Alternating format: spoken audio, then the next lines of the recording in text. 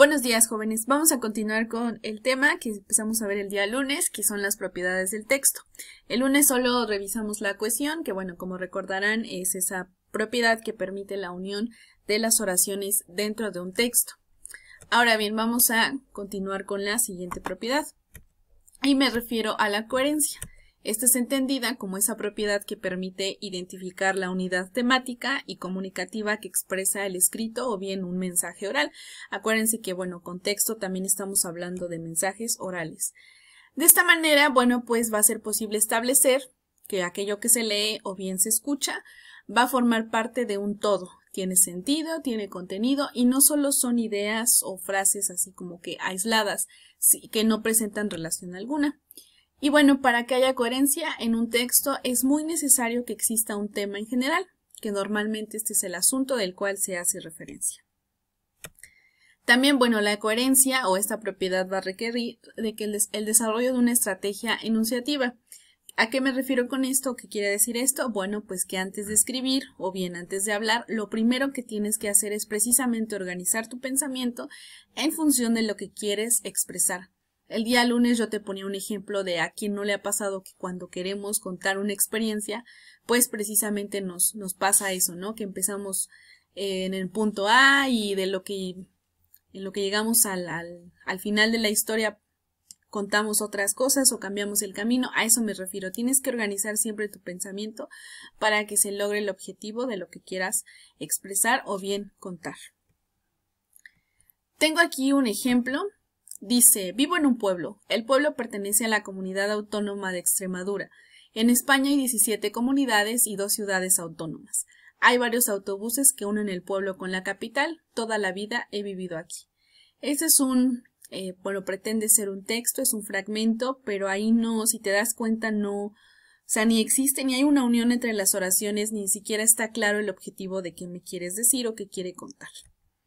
Así que bueno, una manera de corregirlo, bien de modificarlo, es como se te presenta ahora.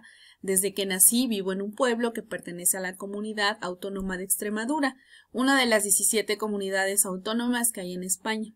Vivir en un pueblo no supone ningún problema para estudiar en la capital de la comunidad, ya que hay varios autobuses al día que realizan este trayecto. Entonces, mira, si te das cuenta del primer texto, el primer párrafo que te presenté, ahí no se ve muy bien qué es lo que nos quiere decir el autor. Ya abajito en la propuesta donde se corrige y se agregan nexos, se agregan signos de puntuación, ya tiene un poquito más de orden y claridad, ¿no? ¿Qué quieres decir? Y pues bueno, nos está contando una anécdota de dónde es que nació y dónde vivió y bueno, la situación del lugar donde vivió y nació el autor de este pequeño fragmento. La siguiente propiedad se le llama adecuación. Esta también es importante porque, bueno, hace referencia o es esa propiedad de texto que tiene que ver o tiene una relación directa con el sentido comunicativo que se le da a un mensaje específico. De esta manera se pueden encontrar textos que se consideran adecuados para el ámbito académico. Puede ser un ensayo, por ejemplo, puede ser un artículo de divulgación científica, puede ser la escritura científica, puede haber ámbito literario, por ejemplo, los cuentos, las novelas, los cómics, la poesía y hay otros tipos de, otros ámbitos que van a espacios específicos tales como las redes sociales. Piensen, por ejemplo, en qué cosa publican en Facebook, en Twitter, que es lo que también comentábamos el día lunes. Bueno, aquellas publicaciones breves o extensas que se hacen en las redes sociales serán parte o no de un texto. Entonces, cuando yo les preguntaba, bueno, ¿tú cómo lo consideras? ¿Será o no será un texto? Y pues ya cada uno de ustedes me iba sustentando. Yo creo que sí, yo creo que no, etcétera. Ya con esto pues vamos viendo. La adecuación entonces es eso, ¿sale? Puedes decir el mismo mensaje o quieres expresar la misma situación pero en diferentes ámbitos y no vas a utilizar la misma manera en cómo lo dices. Porque no va a ser lo mismo, por ejemplo, contar no sé, alguna anécdota para un trabajo académico que contarla en una red social. La diferencia entre el uno y el otro, bueno, pues está en los fines que se persiguen y en los matices que se utilizan. Es decir, cuál es el propósito por el cual me vas a contar eso, cuál es el propósito por el cual lo escribes. Siempre que escribimos, siempre que hablamos, hay un propósito. Eso es lo que debes de tener claro. Ahora bien, para que un texto tenga adecuación, se recomiendan 3 cosas principales. La primera, que el enunciador, el autor o bien el escritor, tenga claro a quién se dirige el texto. ¿Quién es el público que te va a leer o quién es el público que te va a escuchar? Aquí insisto mucho en mi ejemplo. Normalmente debes de estar consciente quién va a ser ese público para que entonces puedas utilizar un registro adecuado.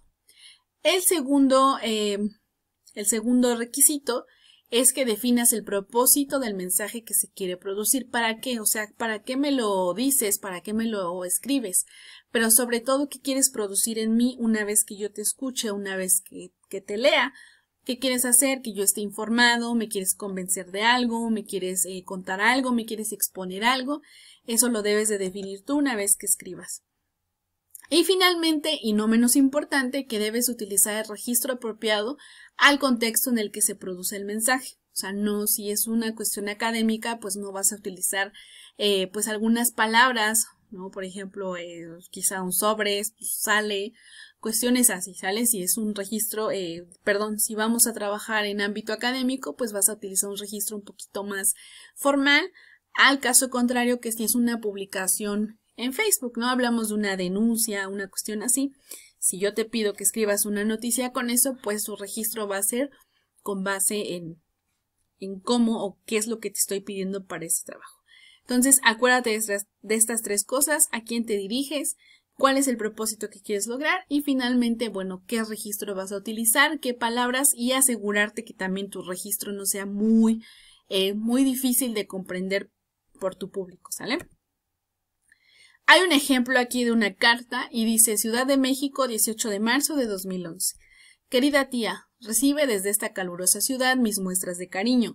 ¿Cómo estás? El motivo de la presente carta es para anunciarte que tengo planeado viajar a Colima en Semana Santa y entonces quiero pedirte que me recibas en tu casa, en donde siempre me he sentido tan bien acogido. Sin otra cosa que decirte por el momento, te envío mi más cordial abrazo, Javier. Lo que hace aquí Javier, que es el escritor de esta carta, pues es tiene un propósito, ¿no? Pedirle posada, hospedaje a la tía. Y si se dan cuenta, o bueno, si te das cuenta, el registro que está utilizando o la manera en cómo se expresa o cómo le explica a la tía es precisamente en esa idea de un lenguaje un poquito más familiar, de confianza, de decir, bueno, pues, ¿cómo estás? ¿No? Incluso es muy directo para pedirle el favor, oye, mira, la verdad voy a ir a tal lado, como que quita tanto circunloquio, es decir, ya no hace tanta introducción, sino que se va, ahora sí que como se dice informalmente, se va al grano. Esto es lo que quiero que vean. Dense también cuenta que hay signos de puntuación, hay algunos conectores del discurso y no solo son ideas así sueltas, sino que todo esto tiene un propósito que es lograr que la tía le dé un hospedaje a Javier. Bien, finalmente, ¿qué es lo que vas a hacer para el día de hoy? Yo ya mandé, bueno, hace un ratito te mandé en el grupo de WhatsApp la lectura. Es un cuento que se llama Por escrito Gallina Una. Es un cuento de Julio Cortázar, que es un autor argentino. Está en un compendio de libros que se llama La Vuelta al Día en 80 Mundos. Cuando tú lo leas, te vas a dar cuenta que está en desorden. No se entiende nada, parece que no se entiende absolutamente nada. Una vez que termines de leerlo, vas a transcribirlo en tu cuaderno a mano, pero esta transcripción tú ya la vas a hacer de manera que haya un orden para que se pueda comprender. Vas a utilizar conectores, los conectores del discurso que vimos el día lunes. Recuerda que puse una imagen donde está la función y están los tipos de conectores. Y bueno, también puedes usar signos de puntuación porque también los signos crean relación entre las oraciones. No se te olvide que debes tomar la fotografía tanto de los apuntes de qué es coherencia y qué es adecuación y también la actividad. Le tomas fotografía a ambas, las subes a tu carpeta y por último te recuerdo que la actividad de la corrección del texto de Por escrito Gallina Una tiene un valor de 15% que es correspondiente a tu tercera semana de esta segunda unidad. Sin más, me despido, muchas gracias y que tengas un excelente día.